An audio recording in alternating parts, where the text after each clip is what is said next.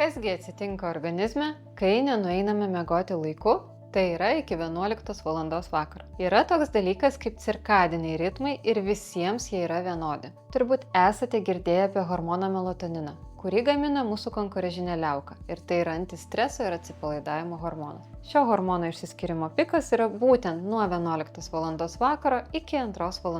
Ryto. Ir tam, kad jūsų organizmas pailsėtų ir regeneruotų, yra svarbu miegoti būtent šiuo metu. Kai organizme daugėja hormono melatonino, jam visada atvirkščiai mažėja insulinas ir streso hormonas kortizolis.